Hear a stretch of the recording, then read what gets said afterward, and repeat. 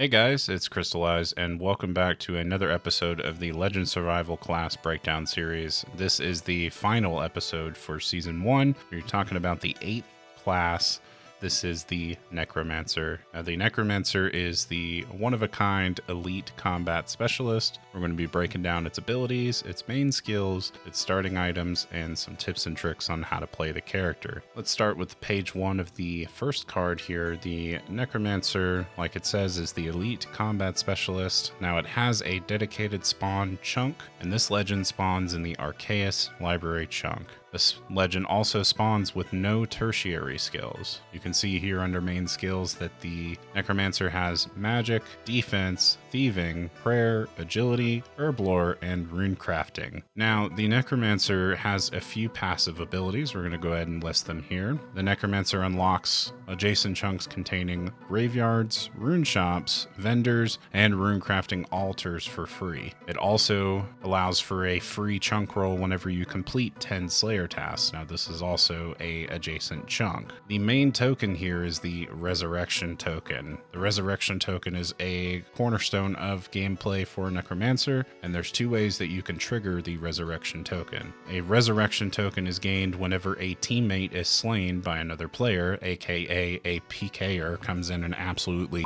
all over your team. You can gain up to 2 resurrection tokens in this way. So if your teammates get PK'd twice, then you get 2 resurrection tokens. Now the other way that you can get resurrection tokens is whenever the Necromancer slays a listed undead boss. We have a full list of undead bosses on page 2 of this card. We'll go over them here in just a moment. Let's talk about the resurrection token. When used, the Necromancer may select a skill from their party's available skills to unlock for themselves. After 5 tokens are used in this way, the resurrection tokens can be gifted to teammates, and they have the same effect whenever a teammate uses it. An important thing to consider with the resurrection token is that although you may gain 2 resurrection tokens from your teammates being PK'd, you don't have to necessarily choose the teammate that got PK'd for the resurrection token. Let's say you have a scout on your team, he goes out into the wilderness, gets absolutely crapped on by a level 36 range pure, he gets double specced out, he's dead. Well, you don't have to use your token and choose one of these skills from the scout. You can choose any skill that you want as long as it's listed under one of your teammates. So that's an important thing to consider when utilizing the resurrection token. Now again, there's no tertiary skills for this legend when it spawns, but the resurrection token will allow for gaining new skills, and those new skills are not tertiary. You automatically have access to them whenever a resurrection token is used. The starting items for the Necromancer include the bronze dagger, mind runes, air runes, and a single home teleport. What this means for the Necromancer is that regardless of how many chunks it unlocks, starting from its spawn chunk in the Arceus library, Lumbridge will always be an adjacent and available unlock for the Necromancer. It's very similar to the Sorcerer having a home teleport use as well. Let's go on over to page 2, just to read over a text again for the Resurrection. When used, Necromancer may select a skill from their party's available skills to unlock for themselves. After 5 tokens are used this way, resurrection tokens can be gifted to teammates. You gain a resurrection token when a teammate is slain by another player, limit 2 tokens gained in this way, and as well as the Necromancer slaying a listed undead boss. Now here are the undead bosses. You have the Tree Spirit from Lost City, you have Truce Death, you have Nazaster Rule, that one I believe is from Shiloh Village, you have Euphric,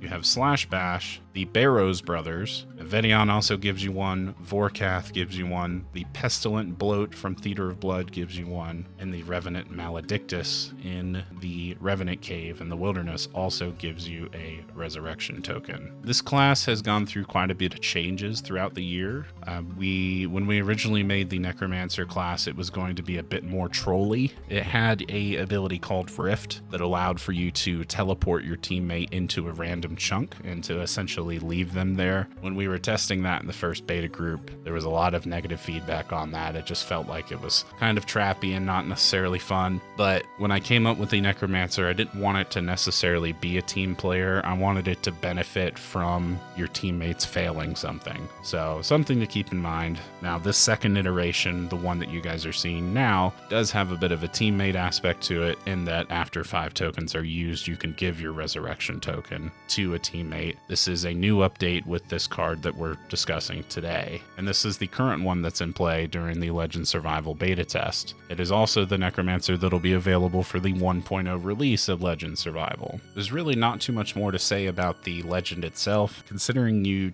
take a lot of the randomness out of play. Now that Necromancer has a set spawn, you have a clear goal in getting out of Arceus. You have several different training methods available to you to stack up total level and move on quickly. This is a really good class for someone that has PVM aspirations. Maybe not necessarily someone that has super high PVM experience. You may want to consider the Huntsman as your class, but the Necromancer will reward you for completing quests. It will also reward you for being a team player. That's all I have for you guys regarding the Necromancer class today. If you have any questions and want to learn more about Legend Survival, you can check out the playlist in the description of this video. You can also join the Discord and ask me any questions that you have directly. Now, as this is the last video for Legend Survival class breakdowns for Season 1, this playlist will be archived and be available at any time for any players that are picking up 1.0 release and want to go over the classes and look them over in further detail. There will also be a link to the rule set once the rule set is posted. You guys will be able to grab that from the description of this video and any of the other class breakdown videos. I hope you've enjoyed the Legend Survival class breakdown series, and again, my name is Christylize. I am the creator of this game mode, Legend Survival. Check out my channel if you have any questions about any other parts of Legend Survival, or if you want to watch some of the trio gameplay that we did for our Legend Survival playthrough. You can find that in the description of this video as well. Make sure you leave a like and comment if you have any questions about the Necromancer, and I will see you guys in the next upload.